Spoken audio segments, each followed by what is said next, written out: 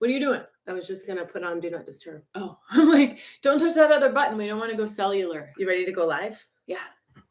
We're going live. I went live on YouTube. Wow. That is some bright light. That is crazy. And we're live on Instagram. Oh my God, we are doing this. Hi, everyone. And that says, we're telling your followers you've started a live video. Not that great at live and dual living. So first of all, hi, everyone. Let me apologize that you had to follow me through like 3 live things to get here because we got overzealous and 3 lives? You went like 3 times. I did it the other day. Oh, okay. So this is live number 3. I'm Danielle MacKinnon. I am here today with my.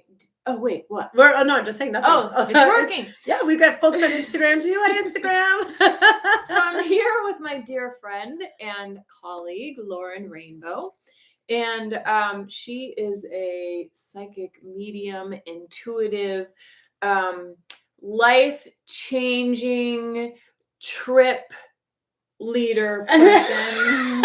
You're like, what? Life-changing life.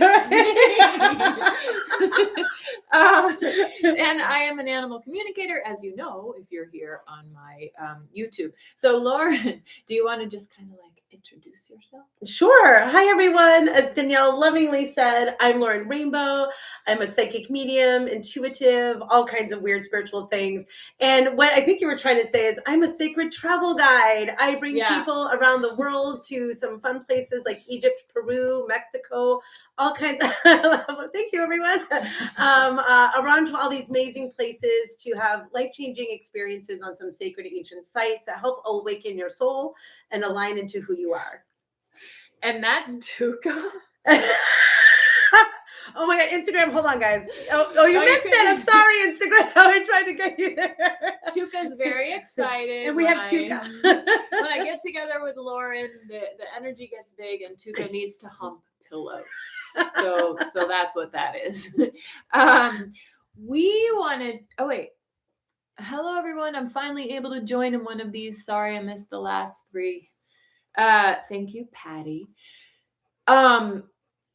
You want to? I'll keep an eye on Instagram. So if you guys are on Instagram, give us a comment, say hello, give us hearts, likes as we're talking about spirit people and animal spirits. They are kind of like people in a way, aren't they? And how it works with spirit world. So we're here on 2 platforms. I'll keep an eye on you, Instagram folks. Give us some likes, give us some loves. Hey, and if you have any questions, we'll try to address them on both sides. So what we want to do today was talk about, since Lauren deals with humans on the other side, and I obviously deal with animals on the other side, we thought it would be kind of cool to trade notes on this and how it works and talk about our experiences. Of course, we'll answer some of your questions as well. I know that on my YouTube, there are a lot of people who are missing their beloved pet that has crossed over. So we can look at some of those questions as well. We kind of were talking about beforehand. Lauren and I are both people who work better kind of on the fly. So there's not a whole bunch of planning that's gone on other than the fact that we decided that we were going to do this. So I think we should actually look at some of what people are saying. Absolutely. And I think a good way to start off would be, do either of you on either platform have questions about animals in spirit, humans in spirit, connecting with them, anything that you want to share, ask? Show Tuukka. Oh my God. Oh, okay. Hold on. She's really feeling the energy. so Instagram can have a moment too. There you go, Instagram. That's what's going on in our background. Oh, Tuukka. So, Tuukka interrupted you. Yes. So, keep going. Tuukka got a lot of love. Right? It's a little hilarious. Shelly says, hi, Danielle. I attended your presentation at the Omega Institute, and you helped me deal with the sudden and unexpected death of my beloved Siamese cat, Cyrus. Thank you so much. You're welcome. I wonder if you were just at Omega. I was at Omega a few weeks ago, and it was actually my first time being back live in front of people. So different. It's been like 2 years, but it was really cool. I have a question. Yeah. We have a question. You ready? Yeah. This is an animal one. I want to know if my dog that passed in 2014, if he is my spirit guide. Oh, interesting question. So, can you make that question stick on Instagram? I don't know. That was just a thought I had. No, that seems bad. Don't touch that I can stuff. pin It the seems comment. bad. Oh, okay. So here's what I know in terms of guides and animals. Our animals, when they cross over, they tend to want to hang out with us, come and visit, say hi, give us information, help us in our lives. But animals don't usually become one of our official. Oh, I should talk here. Or both. One of our official one of our official guides on our guide team, although they still do guide us. It seems from talking to the animals that there seems to be more of like an official team of beings that's guiding us.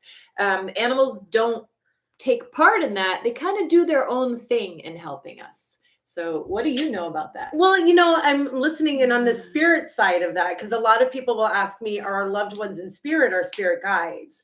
And this is similar philosophy. I often say, like, God bless my father up there, but he would not make a great guide because he was a human that needed a lot of help, and is doing some work at healing his soul and the spirit. But do they come in and bring us messages and acknowledge that they're with us? Of course they want to do that because they want to let you know that they're doing okay. But like you're saying, we have a different team that really guides us. So it's very similar to human loved ones in spirit, where they are also there, but I wouldn't necessarily they become our guides. They're not on they're not on the official team. Yeah, there seems to be this division. If the being has been embodied, I haven't witnessed a being then being on the official guide team. Whether it's animal or human, I haven't run into it. It sounds like you're saying the same thing. Same thing. And I mean, I think that we feel our loved ones and probably our animal spirits come in very strong when we think they're guiding us. But I know on the human side of that the humans are still, like, when we die, we still have work to do. I would not make a great guide to you in the spirit world because I'm a little crazy. I've got some healing to do. But I might come in and say hello, and let you know that I'm doing okay. So, and give guidance. Yes. Give but love not and support. Yes. Join the official guide team. Yes. 100%. That's cool. That's very similar. Well, it kind of makes sense because we're listening to the same beings right on the other side. So can I ask you, I have a question. Yeah. And maybe someone's going to ask this, but this comes up to me as a medium all the time. Do humans then reincarnate in animal spirits? I have my philosophy on that. I'm curious to see what you have to say about that. So many questions. I know, right? So the animals tell me that, now I'm getting this from the animals, but the animals tell me that they have mastered unconditional love. Mm-hmm. And humans have not. And so why would they ever want to reincarnate as a human and go backwards? Or what would a human reincarnate into an animal? Some people feel like their cats are... See, I always look at it this way. It's like one's a PC and one's a Mac. You can't put a PC chip into a Mac computer. The intelligence systems are different, yes? Yes. Because it seems to be that human souls are working on one thing. And animal souls are really here to assist us and help us work on that one thing of learning unconditional love. So you can't jump from one to the other. There's really a different overall purpose. I love that. Oh my God, this is kind of fun. I get to ask questions. I like it. So then here's another quick one on top of that. If we feel really connected to a particular animal species, like, I'm sorry, I love it. All right, I hope you guys don't mind me, and we'll get to your questions, I promise, but I get to ask. And I'm sure maybe some of you are thinking this, but like, I love lions, for example. I'm connected to the energy, lioness, lions, things like that. That's our animal totem, I know, in some cases. Yeah. But obviously I have not been an animal lion in past life, but can you emulate animal spirit? Huh? Does that not make sense? Does not make sense. Okay. So like, for example, if you, can you connect in spirit world, we can sometimes blend with our human loved ones and get an essence of that spirit, right? So like when a loved one comes in and they blend with me, I can take on a touch of their personality. Can we blend with the animal totem energy and get a touch of that energy? Interesting. All right. So I don't know. Okay. Because I would tend to say no, that we wouldn't blend with the animal totem energy because they're here for such a different purpose. Okay. But I have never spoken with an animal about it. I don't have Ask the background next on time. it. I want to know. But what would I even ask? Do we blend and not take on? No, really. What would I even ask? Because so I'm talking to a dog, or I'm talking to a horse, or who do you want me to be talking to? Lion. Okay, I'm talking to a lion. I'm talking to a lion. And what am I asking? Are we to take on aspects of Can them? we work with that? I imagine we must, because.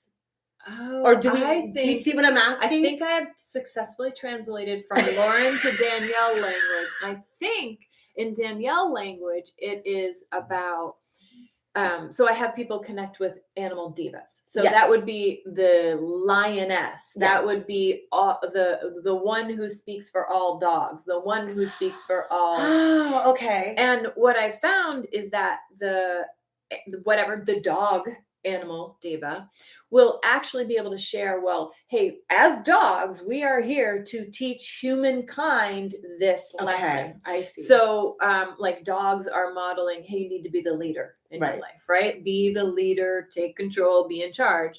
And so if you look at all dogs, there's usually some element of that. So we can model after them, but it wouldn't be so much blending with the energy like you're saying. Okay, I understand. Yes. Thank you. I didn't mean to railroad all of this, but I hope. Very cool. So we didn't know what was going to happen today. No, you have one pinned. Do you still have one pinned? No, I took it off. Oh, how did you even know? I hit the X. All right, let's look. So since we did that kind, let's do this kind now. Absolutely. All right. How do I even move the thing? Hold on. All right, we're looking for this person. Roxy Hart says, wow, so animals are always animals, but how they get to have unconditional love. So animals have already done that work from what they tell me. Now, I'm getting it straight from the animals. They're telling us that they have mastered unconditional love, but it's straight from the animals, kind of like when someone says, yeah, I'm awesome. But since they've already mastered it, they're incarnating here, all of them. That's every animal. That's my dog. That's your cat. That's the horse. That's the bugs. That's the birds. That's everybody. They're all incarnating here to help us because we need help. A lot. We need a lot of help here. Yeah. Meanwhile, humans are incarnating here because we need help and we got to work through our things, right? Yeah. So it's amazing how that has like a yin yang kind of vibe about it. You know, we have us coming here to learn and grow and try to be better, more evolved beings. And then we have unconditional loving energies like animals to try to help us along to support us through the way. There's so many people who bring animals into their life.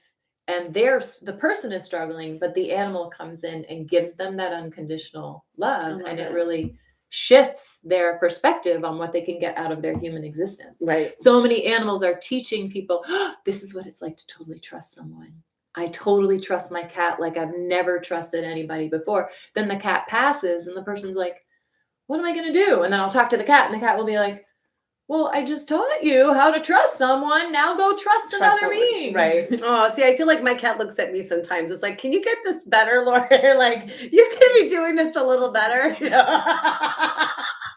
I always picture, because of your cat's name, Suki. I always picture, Suki. I always picture True Blood. Yes. And like Suki being kind of sassy. And she is. But I found out from my husband, who's Indian, that Suki is happy in Hindi. Oh. Which I thought it was cool. Spelled differently though, right? Suki. Yes. How do you spell Suki? Sooki. Yeah. I'm a True Blood fan. This person's asking, do I offer, I assume it's me, but let's talk about that in a moment. Do I offer private sessions to communicate with a pet that's passed? I do not, but you can go to my website where I have trained practitioners to do that because I don't do private readings, except the gift one that's on Instagram right now. There's a giveaway going on. Get that gift. you can go to my website and see my practitioners there. But even though Lauren is doing dead people, it's so inappropriate that I said it that way. No, we say it that way in the medium world all the time. Right.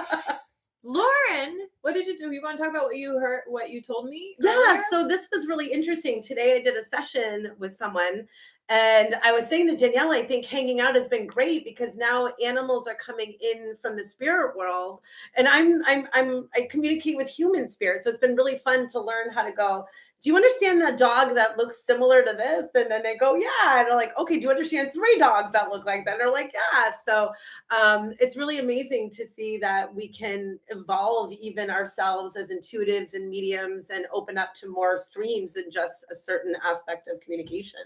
Yeah, I love that. I agree. And I think it's really cool. All right, what are we going to now? I don't like this lighting. Oh, Tuukka, we're not going outside right now. I'm scrolling here for questions. So we're just scrolling for questions. If anybody has any questions on Instagram, I'll try to catch you. Does a dog you lost Oh, it moved. Can I scroll up to the first questions? I don't know. We'll try. If you have a question you'd like me to ask, if you posted an early question, how about post it again, because scrolling up. She's talking on Instagram. Don't sorry, do that yeah, on Instagram. What about this one? This one's to you. See it right here? See my mouse? Oh, yes. Is that one for so I believe my dad is watching over my mom. I've been caring for my mom 24/7. God bless, for the last 5 years, and hoping it's okay for me to have a caregiver take over so I can travel. Oh, Patty, I'll tune into that. So what's really interesting, and just to generally help everybody, and this actually came up earlier today in a similar session because I was working with one, our loved ones in the human spirit side are looking over anyone here. They're looking over you, but if you have loved ones who are, struggling or in a sense of care, and what's interesting is we're learning that if they have Alzheimer's or dementia, sometimes as mediums, we can receive them from the spirit before they've even fully passed over in transition, because half of their mindset is there. And here's a good one where a client was telling me that when her mom was still here, she could hear people walking on the floor above her, but there was no floor above her. That's so cool. So in my brain, I heard mom go, well, no, that was the spirit world. And so in this case, Patty, know that absolutely your father would be watching over your mom and taking care of her as they can from the spirit, and being ready to receive them. Because when we pass, we are not passing alone. We do pass into the arms of people that we have walked with and loved here in the human world. So if you want to take a break and and the other thing I think is just important, you don't need spirit's permission to honor and take care of yourself. Mm-hmm. If you're a caregiver out there, you guys are giving every last energy that you have to take care of someone. So yes, have somebody come in and take over so that you can go and enjoy yourself a little bit. And that way you can come back to caring for your mom in a way that's healthier and more sustainable for you. So trust that they'll look over, but absolutely take care of yourself. That's just crucial. We need to do that. So I want to talk about something that you just said, because I am so interested to know your experience about this. You talked about who greets her person when they cross over. So can you talk about what you know about that? Because I think it's a little different from what I know. It is so my understanding when we pass, and I will actually quote my grandmother, who's now in spirit, but she gave this to me right before she died, who was, by the way, my grandmother did not believe in any of this. She thought I was a heretic. She had a near-death experience. She died and came back just to tell me that there is another world over there. And this is what she said. It is beautiful. It is light. She called it the meadow of light, which I love. She called it being in the meadow of light. She's like, I met your grandfather there. He said it was you're coming soon, but not yet. Get back down there. And she goes, her exact words, and I get emotional every time I hear this because it was validating for her to know that what I do was not crazy. But it was validating for me to hear her say that we do see them. She literally said, we will see each other again one day. You will see, I saw them all up there, all the people I love, and I will see you again when it's your time, and know that we all connect in a spirit, right? Goosebumps. So I really felt, and I've always believed this, but that was just great validation that when we cross over, we see our family and our friends that love us. Even if you've had challenge with some, they will be there for you to heal and help. So that is what I think is so key about knowing, is that your family's there for you. They're ready. They're there to receive. They're there to help you, and love and support you. Tuukka's driving me nuts. I'm totally listening, and I want to share because what I want, Tuukka, we're not going outside right now. Tuukka, come here, have a cookie. So, to kind of build on that, what the animals have shown me, because one of the biggest things that people are afraid of is that when their dog died or their cat died, that no one was there with them.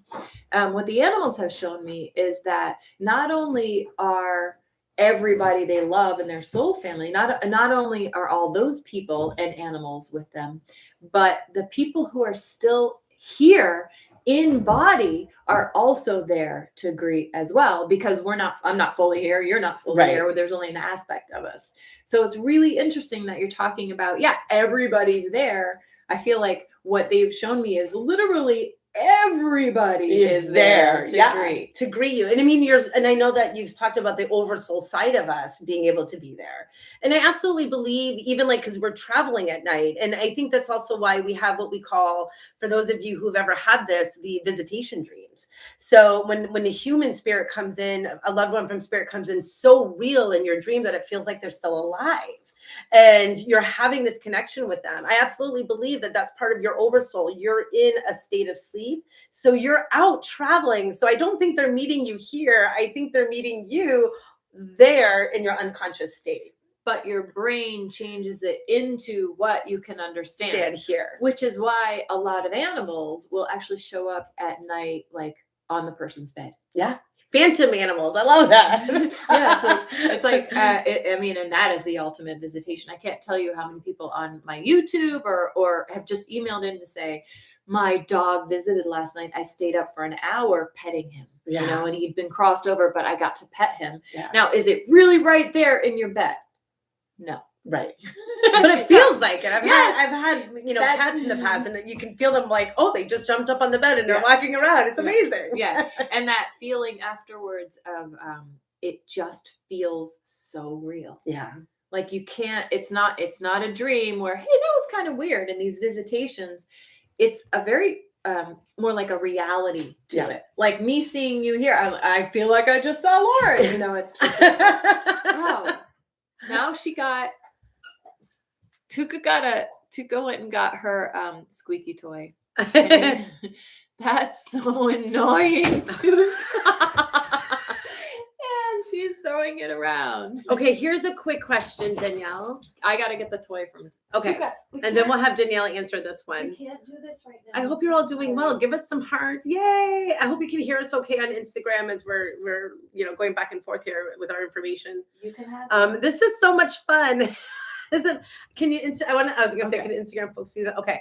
Do dogs come with us through multiple lives? Why is Tuukka deciding now to be all crazy? Okay. So, yes, they do.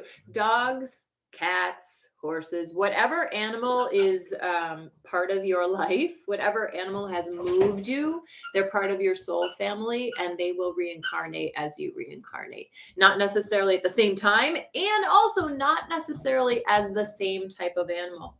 So maybe in this lifetime, it's your dog, and in another lifetime, it's your cat or your horse or the mouse or the, hawk that keeps coming by the house. But yeah, they are part of our soul family, and we reincarnate with our soul family whenever we reincarnate, we're reincarnating with our soul family. So does that match what you know? Yeah, well, I think that absolutely matches in the human side. We travel in soul groups. That's why I think there are people that you meet, whether they're friends or family, and you have those instant connections. And some that you meet may have off connections. If we could just have a quick talk about soulmate energy and soul groups. Tuukka is like, I don't know Instagram, you can catch that, but Tuukka's having a blast here.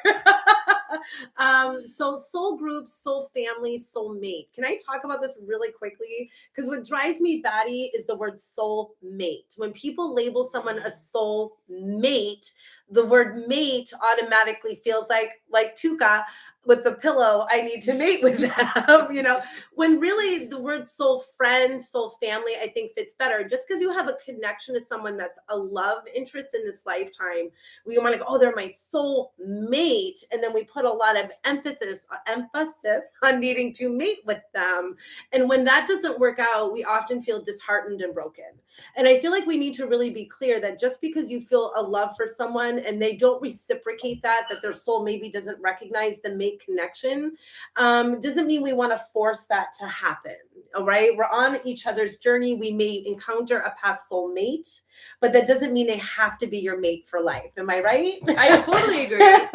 And not only, it could also be that they were your in a past life. Absolute love in a past life. Right. Or, we have to remember that while we, Tuukka, like, come on. We have to remember that while we are very this lifetime focused, there's a way bigger picture going on here. 100%. Where we can still feel things from other lives. Yes. And, even from parallel lives. There's just a whole lot more going on. So trusting that a big reaction to somebody, positive or negative, probably means they're part of your soul family. They're part of your soul family, and that work needs to be done. Yeah. But I think we put so much emphasis on soul mate rather than soul family or soul connection. And that kind of puts a lot of negativity in our own mind about what the relationship should feel like. So, but to go back to the original question, do we travel in groups? Yes, we do. We travel in groups to help heal and grow. And even those that we feel challenged by. A friend of mine once said, one day, Lauren, we're going to be sitting at the great table in the sky, and you're going to look at somebody who was a challenge to you and go, boy, did you play that role really well in this lifetime. You did a really good job. She's trying to pull me over. You do a really good job of playing the person that challenged me, and I appreciate that. So know that I think that is absolutely a part of what we do. Just don't be overwhelmed when you know somebody on a soul level and they can't reciprocate it. They just may not be living the same connection in that moment. Or when the relationship is not what you thought it was going to be, or it's not working. So for example, a lot of people end up with animals in their lives that are where it's not working well. You're like, why is this dog in my life? Or I can't deal with this horse or whatever it is. That doesn't mean that animal is not supposed to be in your life. Yeah. In fact, it could be a very good indicator that animal is absolutely supposed to be in your life. And in a different lifetime, maybe you guys got along really well, but in this lifetime, you're learning some type of lesson through that. So it's this whole soul family idea. I always say soul family. I really never, do you ever personally use that phrase, soulmate? Not anymore. Soul friend or soul family? A lot of people say soul dog. Oh, soul I love cat. That. Soul cat. Familiar is one in other traditions. Oh, that is not one that I use. But they're familiar to you, right? But my challenge with that is that I think a lot of people will say soul dog, soul cat, and it kind of does the same thing that Lauren's talking about, which is it narrows the focus to this is the only one, this is the everything. And yet what's really going on is you are having an amazing reaction to the relationship with this animal. You're learning something incredible and it feels really good. Yeah. But there will be others in your life that you can have feelings with, that you can learn from, that you can bring in. It's funny that for you, it's kind of like soul mate is the one. For me, it's soul dog, soul cat. So I love that. Yeah. Cause I love Tuukka. I don't call her my soul dog she's just part of my soul family. I want to keep it open like that and leave space in the relationship for others to come. Okay. Do we want to do another? Sure. This says, can you connect with animals who've passed 20 plus years ago? Yes, you can. I am not going to, but yeah, you can. You can do that in a reading. It's really no different. You just need to be centered and do your reading. So yeah, it doesn't matter. But I think the point of her question is, what if they've already reincarnated?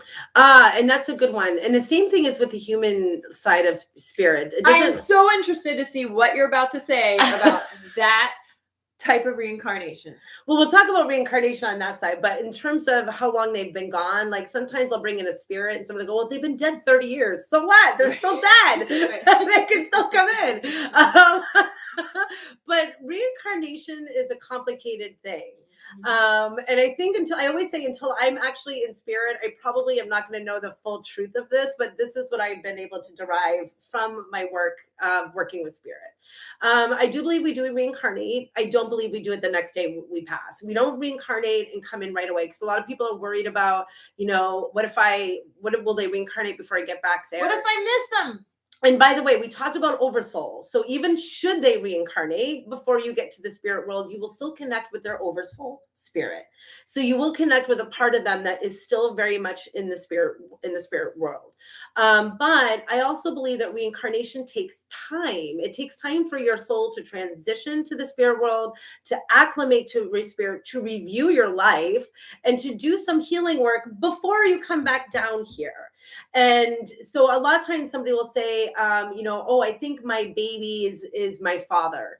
That I'm just riveted because I have such an answer for this, and I'm so interested. It's always curious to see how it comes through. And I often say that probably is not the case. Yes, I know. And I'll say this though, yes. I use my nephew as a good example, because my dad passed, and then a short few years later, my nephew was born, and a lot of people said, "Wow, he's like your dad." Well, they can emulate and feel the energy of their loved ones who are watching over them. So, like, if my father, which would make sense that he's very close to his grandson, my grandson, like we were talking about with me earlier, blending with spirit, can take on certain effects of the spirit without actually becoming that soul of the spirit. Does that make sense? Yeah. Any questions on that? Slightly different in the sense that I totally agree. And I'm coming from the animal perspective, obviously, but because everybody's animal passes and they're like, well, I want him to come back now.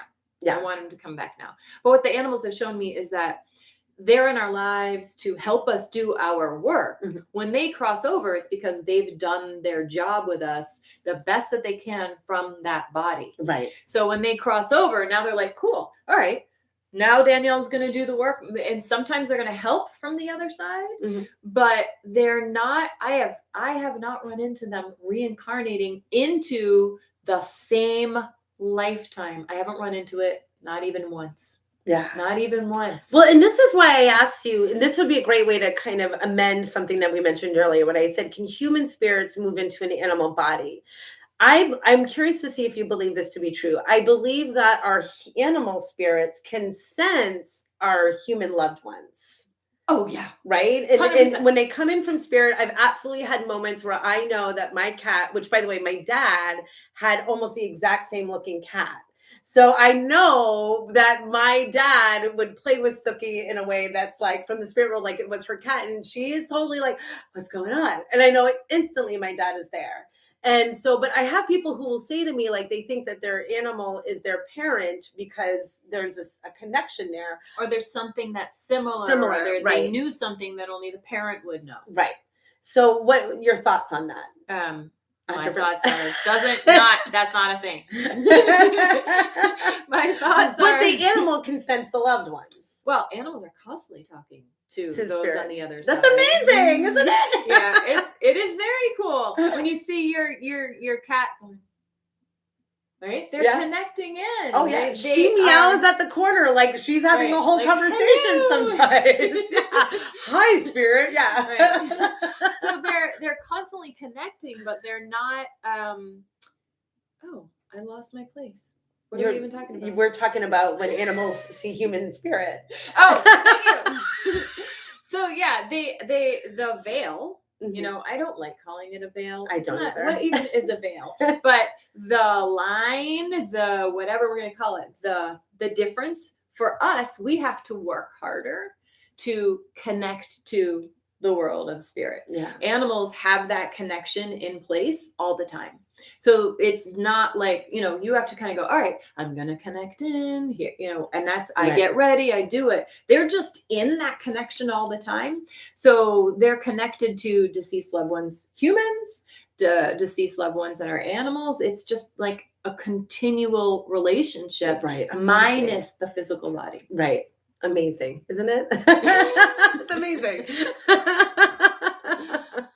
Oh, I love it. Any other questions? Let's see what's going on here. All right, I'm going to click this thing. I hope you guys are doing well on Instagram and able to hear us over there. Okay. I think they're not able to see most of your face. I'm just. That's okay. You get a part of my face. You get my voice. That's all that matters. Do they ever reincarnate into an already living animal? No, not that I have seen. I mean, there's already a living animal in that body. When we reunite with animals on the other side. Oop, it's moving. Oh, this is a good one because we can do it for both animals and humans. This says, can you connect with your own animal that has passed? So I can answer for animals and you can answer for humans. Yeah, and whatever your own human is. Yeah. So the answer that I would say to that is yes, absolutely. The hardest part about it is just trusting that the information that you're receiving is believing the information that you're receiving. That's the hardest part. But there's no difference other than trust and belief, trust and belief. When we're attached, when we know information already, it can be harder to trust and believe. What she said to the human world. Really, it's almost exactly the same. I look at it this way, Danielle. Like when we're a human, we have our own signature vibration, right? We understand vibration. You feel like you have a certain essence. I have a certain essence. And when we're really close to our loved ones, you know, when they're alive, I often say if you're a parent or you're living near friends, family, you get to know certain vibrations. So you get to know where they say are in the house. Like if you're here and Kevin were here, you'd probably be able to sense where his vibration is in the house. There's a signature to that. Right now, it's everywhere because he never leaves the house. Meanwhile, he's not here. Right. First time in a really long time. Right. So when we pass over, we lose the physical, but that vibrational frequency, which is what makes up your soul essence, is what goes to the spirit world. So often what happens, people will feel their loved ones in spirit. They'll go, oh my God, that's my grandmother. That just flicks the light, because you feel the vibration of your grandmother. Then your ego steps in and goes, oh, I'm crazy. That's not my grandmother. So you want to go back to, like Danielle said, it's trust. And you want to go back to that first feeling. You do not forget the frequency of those you love. You will always know when they're around you, because you're instantly going to get the intuitive feeling of that so-and-so. That quarter was left by so-and-so. That, you know. Because you thought it immediately. Immediately, yes. Not 100%. You hoped it immediately. If that popped into your head, trust that that's really what it is. Yeah. Versus, well, I just want it to be. If that's what happened right there, it's the instant peace. And then it's, you know, I always say this is the difference between the heart and the ego. The heart automatically tells you the truth. It's so-and-so. And then the ego kicks in and goes, well, Lauren, I think you're a little crazy today. And that's when you want to go back to that first feeling. And the more that you actually learn to trust the heart, the more messages, we can do this together. The more messages you're that you're going to receive. I literally was just doing a TikTok about that. The more you believe, the more you're going to get it. Yeah, it's so true. And it's exactly the same. But what's amazing is you often have, I know this happens in human world life, where human world life, that's what we're living. Human world you know, life. where we have siblings, for example, a parent will pass And you have one sister who's like always getting mom. And then you have the other sister who's never feeling mom. And we're like, how come she gets all the messages? Because her heart is just open in a different way. That if you're the one not getting the messages, you just got to trust more your instinct, your intuition. Your family is not leaving you out of the picture, if that makes sense. So yeah. One of the big things that I find that gets in the way is that I call it, so she's calling it the ego. I'm calling it, yes, it is ego, but I call it the analytical brain. Yeah, same. Yeah. Let me have more information. Give me more data here so that I can make the decision that this absolutely was a sign. Yeah. So when you're trying to gather up information, all that time and energy spent gathering, you are missing messages. Yeah. If you can just be, so what harm happens if you think that you hear your cat scratching the whatever's cat scratch post. I don't have a cat. I do. Okay. So what harm happens if you think you hear your cat scratching the scratch post, your cat has died already, and you go, you know what? I feel like that was my cat. Yeah. There's no harm. There's nothing wrong. You're not hurting anybody by believing this message. And when you believe it, you're going to get more messages, because then your cat goes, hey, that worked. Yeah. Cool. And she's open to it. I'm going to do this now, and I'm going to do that now. And they can really get into it and have a good time with it. I feel like animals sending messages, I feel like they have, and you have to tell me, because you'll have to tell me from human point of view. I feel like animals sending messages have a sense of humor, sending messages. Oh, from the other side. I absolutely think I always say this, and I use my dad as an example because he's a great communicator from spirit.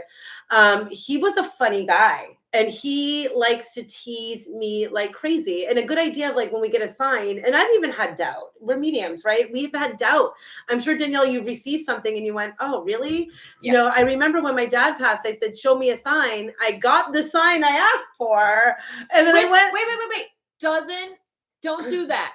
Don't do that. What? Don't ask for the specific sign. Don't do that. Why?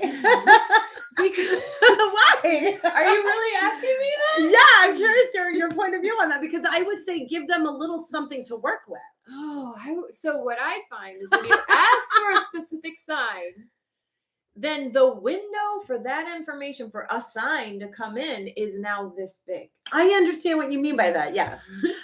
And I believe, I know I'm not, we actually have a little, opposition going on. No, I agree what you're saying, because you're giving a limit in a window, but at the same time, I would always say ask for some direction, but be open to others. And I'll use this as. But you're skilled at being open to others. True. Because this is what you do for work. Right. So that's the challenge. She's getting me, guys. She's getting me. Most people, they're in their grief, and then they get stuck on it. Looking for just the one side. Yes. I spend so much time, and I know you teach and mentor as well, trying to get people to do exactly what you're talking about, which was, that's cool, but be open to all this other stuff. It doesn't mean it's not real when it doesn't fit in that little box. Right. And she's right. I am. But, now I don't want to finish my story. No, this is important, because like, even though you may not ask for a specific sign, you can still be open. Look for the ones that do kind of make sense. So I did ask my dad though for a sign, and then I got it pretty quickly. And then the doubt came in, and then within 5 minutes, I had doubts. So then, this is what I love about the humor, though. This comes back to the humor. I pull into a parking lot, and the license plate literally said "Your Dad" on the car that I'm parked next to. Within 3 seconds of seeing the sign. So I say this because they do have, the humor was, when I had doubt, my dad literally spelled it out for me. You know what I mean? Like, hello. and that's a good way of showing that, yes, be open to all different aspects of signs. I do believe that. But I do think what I'm trying to say also is they will speak in a language that with them. So whether that be a language of music, whether that be a language of, interests that they had, whether that be the language of birds. We see a lot of signs from birds, and animals become signs for the human world often, right? How do you feel about that? When people see like cardinals, butterflies, dragonflies. I see people saying that they have that experience all the time. It seems really common. Yeah. I've never met an animal that said, I am the symbol. Right. But So you mean we have labeled the cardinal, the sign from spirit, and the cardinal goes, well, I don't know how I feel about that. Wait, there was a question in here. It's moving. This thing's moving. But it was really good. It was. I hope you don't mind our craziness, everybody, by the way. When we get together, this is what happens. This is kind of fun. I hope you guys are enjoying our banter and our information. If you don't like banter, I don't know what to tell you, because I can't not be me. All right, hold on. It was a really good question, and it was in line with what we were talking about. Okay, I remember. I'm just going to talk about what it was, and I know that Lauren. I just have to fluff up my hair. I can't deal. I can't deal. Okay, I'll do that too. Hold on. While Lauren was talking, somebody wrote, "I'm having a hard time. I am not receiving signs from," I think it was their dog, who had crossed over. And so I wanted to talk about that from my perspective about what it means with animals. And then Lauren, don't I see mellow compared to Lauren? And then Lauren, you can talk about with humans. I do. And I just keep fixing my hair. Okay, so if you're missing signs, they're always sending signs. But they are also evaluating you. And they're also figuring out what you can handle at this time, how the sign will be best received, what type of sign will be best received. So animals are constantly kind of trying to figure out, how can I make sure that she's going to get this message, or that he's going to get this message? But if you're not in the emotional state to be able to receive that message, the message is going to fly by, which is totally fine. Your animal will continue sending messages until you are in the emotional state. And when it's so funny, because the question I was just going to read here is that somebody was asking, like, I'm grieving and crying every day for a year, and why don't I hardly get a visitation? So I agree that even with spirit world, they're there, they're connecting, but when we're heavily bereaved, we don't always sense and feel. There's a softness within us that helps us connect. And I think this is something to talk about, to receive, right? Because a lot of people, I always say in mediumship, my students are like, I want the sign. I want the sign. And I'm like, soften. When I'm on stage, I'm not sitting there going, Spirit, talk to me. I'm like, hey, what's going on? So your softness. So I explained that, like, when we want the sign, we've got a tube that we've got, like, intuitive information. Signs are flying by all the time. When we want the sign, we're making it into a smaller and smaller tube, and only this much information can go through. Yeah. When we're trying really hard. It's the same when I'm teaching my students to open up intuitively, right? To kind of not put this effort into it. That effort literally stops up the ability to receive the 100%.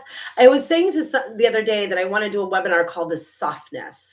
Like learning to understand just what it means to be soft and open, and not like constricted and desperate. The more soft and open that you can be, the easier the energy of spirit can flow and connect with you. And the more that you're going to see the energy of animal, I imagine, and spirit as well, trying to connect with you. However, if you are deeply in grief, it is really hard to capture a sign. Yeah, it is really, really hard. Grief has a lower vibration. It's a normal, natural process, but the signs are kind of flying by at a higher vibration. Mm-hmm. That's all. So we're down here in grief, normal. This is okay. You can't stop grief. It has to be there as you go through this process. It shifts.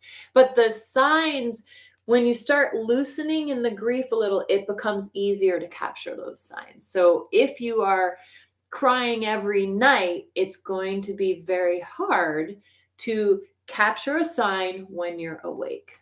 And I think what I would say in the spirit side too is they're always teaching me, and I'm sure like the animals would teach you, they want you to live in their life.